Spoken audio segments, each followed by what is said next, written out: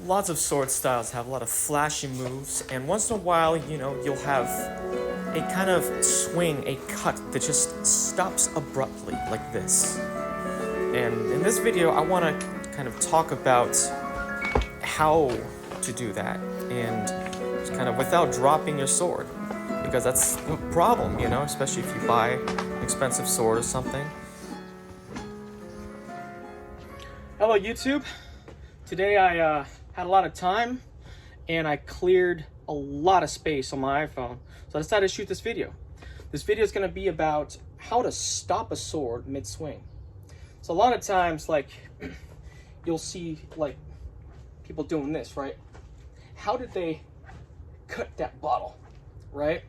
How do they cut that target and then just stop that sword so flashy, right?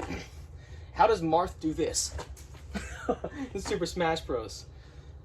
And yeah, sorry tree. But yeah, how do you do that? How do you do that? It's just hard, okay? It takes wrist strength and it takes timing. So whenever you want to like stop the blade, you have to squeeze and kind of throw your weight forward. And it's very difficult. That's why most of this series was about swinging it like this, because this is easier once you get the hang of it. It's much easier on your muscles. So, muscles, tendons, your hands, whatever. One of the most important things is how you hold the sword. Now, sometimes, let's say if you're defensively holding a sword, you may want to hold it in a hammer grip. This is called a hammer grip. In sword manuals, like British ones or whatever, they have the hand hold the sword like this. The thumb is even pressed against this sometimes.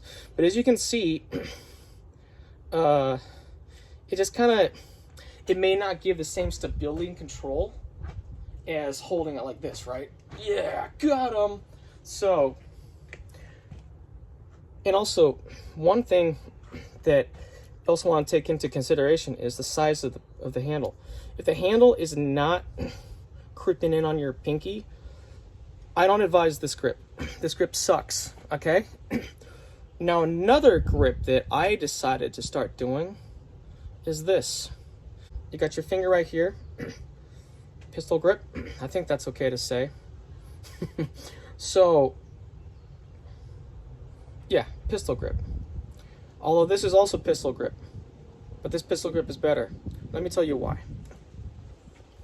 When you're holding a sword, you don't just have the forces acting like this on these sides. You're not just holding it like this. You also want to have forces acting on it from these sides. So when you have your thumb here, what that does is allows you to hold the sword like this.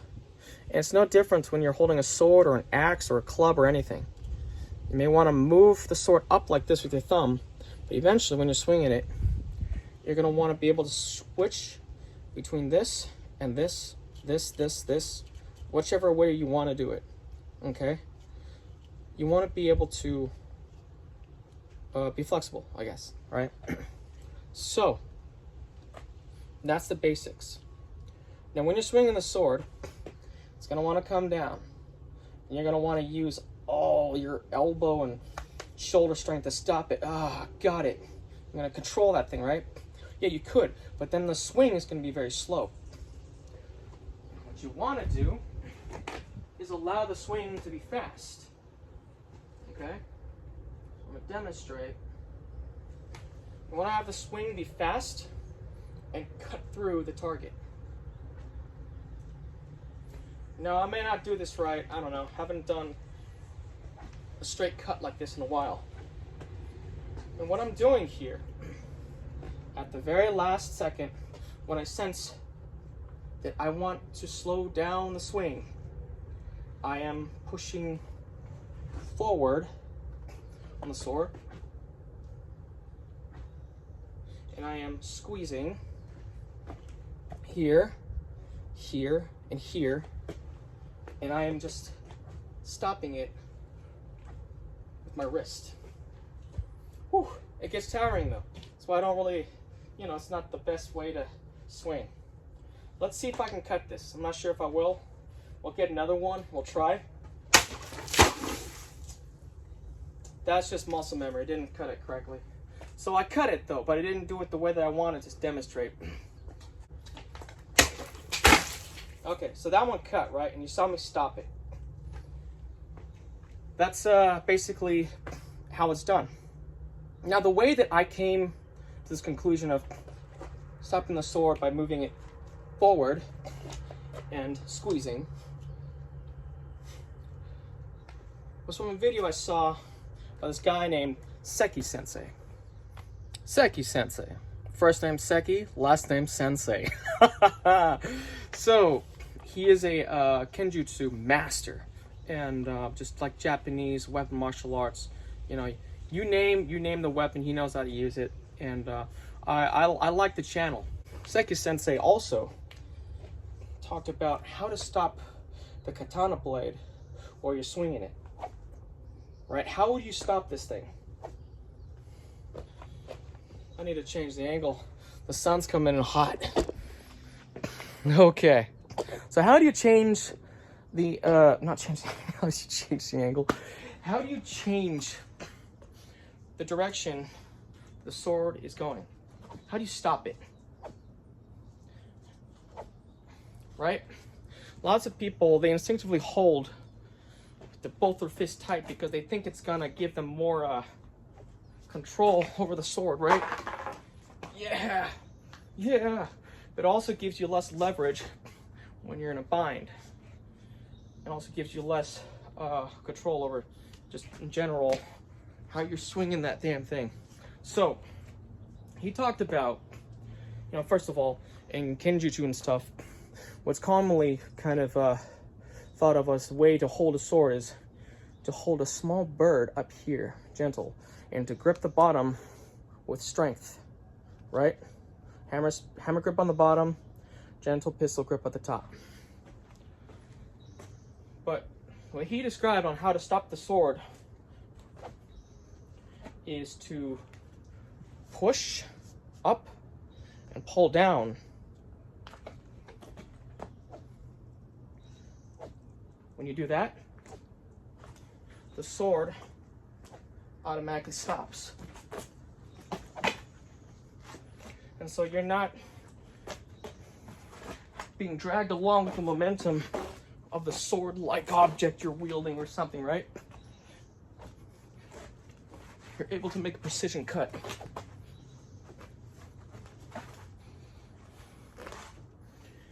And the same goes with the single hand. In many Chinese jian forms and dao forms, you have this kind of like stoppage of the sword, right? This isn't a thrust. This is a chop. Now, how are we stopping the blade? How are we doing that? And in fact, this sword, I've dropped quite a few times. And I'm actually surprised that the edge is still kind of okay, even though other swords that I've dropped on concrete, I've had to get them resharpened by somebody with a Canadian workshop or something. Yeah, but yeah, this is one of those things that, you know, allows me now, even with the katana, which in my opinion is a lot harder because of how thick the handle is, to stop, right? And primarily because you do have to hold it like this. And if you're not squeezing at the end, you'll lose control of it. And it'll hit the ground and you'll cry.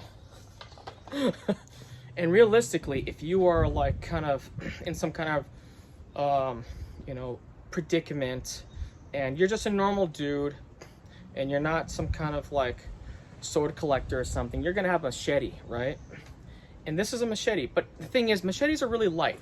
They're really light and whatever, you know, just, they're really thin. But the thing is, they don't have no distal taper, and the point of balance is often very blade heavy, right? So you're gonna wanna be able to stop it mid-swing instead of looking like super clumsy, right? Oh, I ran out of bullets. I don't really know how to use a machete. Going with the principle we talked about earlier. Squeezing with your thumb, your index finger, your middle finger, and the muscle behind your thumb. You're going to stop the blade after you hit the target. And you're going to move forward.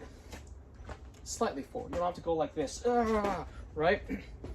Or you're going to have a little bit of forward movement to stop the blade. I nicked it. All right. Didn't go as planned. Let's try again. And that's why I filled up multiple today. Also didn't sharpen this. This has been just kind of sitting there for a while. Still kind of sharp.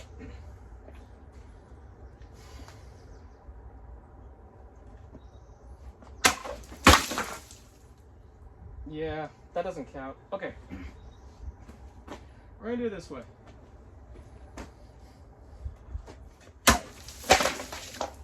So yeah, kind of like that. Okay, we're gonna try a different sword this time. So this is the Cold Steel Gim sword, right? It's called Gim because Cantonese. But yeah, I've dropped this quite a bit because, you know, sometimes I like to try to practice Chinese Taolu and you know, forms, and oftentimes you get movements that are like this. And this, if you're not utilizing the technique that I'm kind of speaking of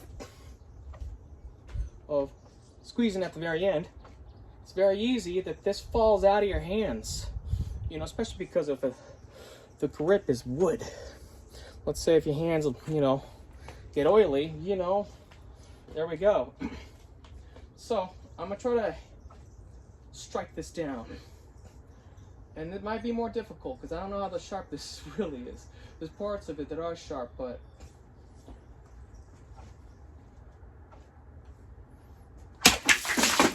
yeah, that works.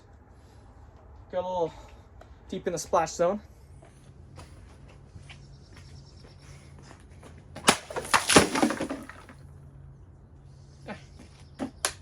Got him. All right. So one of the reasons why, like, when you swing a two-handed sword, it's a lot easier to cut and you feel so much more powerful is because you have a lot more control over the edge geometry and the vector in which the sword travels. I think I used the word vector correctly. With two hands, it is steady, and you're able to swing faster and stop it easier than a single-handed sword.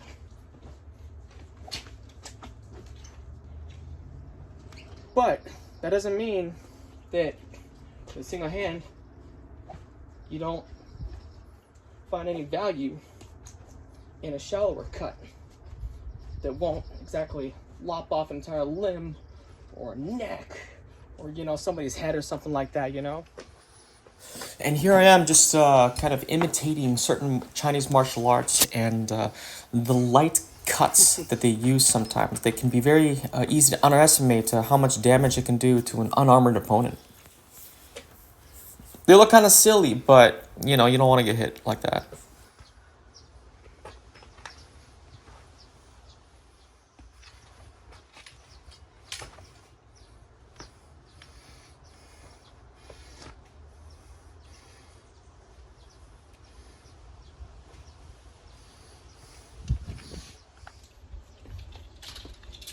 Alright, I guess we're going to recap this video.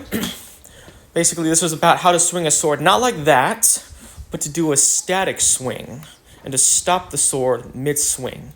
And you're going to allow the sword's momentum to take you, but you're going to stop the momentum by squeezing the handle with your fingers. And basically, it is very fatiguing, but you want to wait until the last part of the swing to squeeze and move forward. Okay? So it's a little harder to do than to just say and talk about. This takes a lot of practice, and it's very inefficient, and your hand does get tired. If you have a lighter sword or machete like this is a cold steel cutlass machete. It's a lot easier to do. Yeah, and once again, these videos are about one-handed swords, not two-handed swords. Two-handed swords, it's a lot easier to stop mid-swing. It's a lot easier to have control over the blade and the edge geometry. This is the most robust sword I own.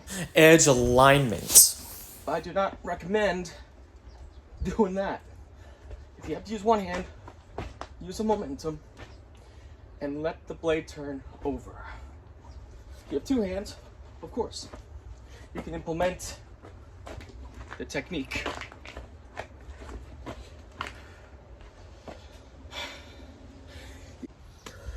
Well, that just about wraps up the video. Oh, and if you're in America, I hope you guys had a great July 4th. And if you're not in America, well, hey, you know, that's all good. This was about stopping a sword mid-swing. You know, just kind of having a static cut. And yeah, I hope you guys liked it. If you did, you know, like and subscribe, hit the notification button. The next video is going to be about basically turning the sword over. And I sort of made a video about it before in the past, but I'm going to go into how I kind of first learned how to do this and just include some wushu drills to kind of cultivate that flexibility of the wrist and the muscle memory. Anyway, you guys have a great day, and I'll try to post more. It's summertime, so I'm a lot more free, and yeah, you guys have a great day.